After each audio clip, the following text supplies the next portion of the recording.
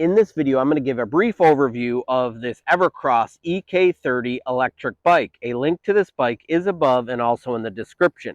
This bike has a very unique look to it. I get a lot of compliments when I'm out riding it, and I'll go over some of the specs of this bike. And it comes with a 48 volt 15 amp hour battery. You can see the specs are there, and it's mated to a 750 watt hub motor that peaks at 1,000 watts.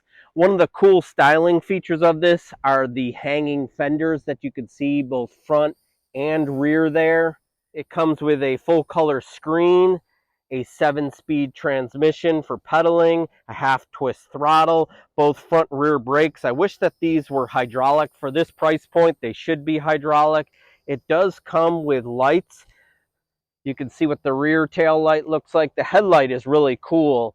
It's hard to see the name that's inside the headlight there, but it's definitely really cool looking. The directionals are built into the headlight. I like it in the front here, but the back, there are no directionals, which is disappointing because it looks like they could be in there or should be in there. Now you can see when I'm riding this, the bike is at a comfortable riding position with the tall handlebars. The seat is comfortable. The shocks aren't bad for this price point. The only negative is this rear plastic cover. It looks cool, but it doesn't allow taller riders to slide back on the seat where normally I sit about here. So if you're over about 5'10", you might feel a little bit crammed on this bike. Another cool feature about this bike is it has this cargo rack down low, and it also comes with all the tools that you're going to need to assemble it, including a tire pump to inflate the tires, so you don't have to go out and buy any special tooling to get this bike assembled. This is what the lights look like at night. The dual bulb headlight is definitely really bright for trail riding. You can see here, definitely bright. The screen is nice and big and easy to read. You can adjust the brightness on the screen as needed. There's 3 settings. Let's try this bike off-road.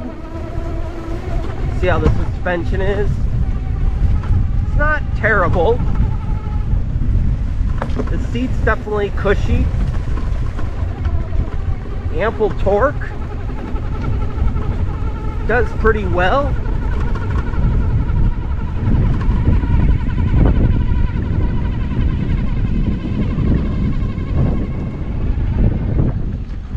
See how these true roots are. Yeah, the front fork definitely could be upgraded. Can't wait to upgrade that to an air fork. There are a few negatives with this bike. The number one gripe that I have is the top speed is limited to 37 kilometers per hour or 23.5 miles per hour, despite the controller putting out 21 amps and the 750 watt rear hub motor. This bike could easily do 28 to 30 miles an hour or 45 to 50 kilometers per hour. I've even tried to trick the computer by setting the wheel size to the smallest setting, but the bike throttles up and then you can feel the governor kick in and limit the top speed. I'll work on trying to get that speed increase. I hope that you can leave a comment if you're able to trick the computer or get it to go 30 miles per hour. The other complaints that I have with this bike, I wish that the throttle had an ignition key for theft purposes. The rear brake should have turn signals. It looks like it has turn signals. To have turn signals only in the front is kind of odd, and not have them in the rear. And then the last thing is, a bike of this price point probably should have hydraulic brakes, but I can easily upgrade those for about $50 or $60. If you have any suggestions or questions, please leave them in the comments. I hope that you liked this video. Subscribe to my channel. Thanks for watching.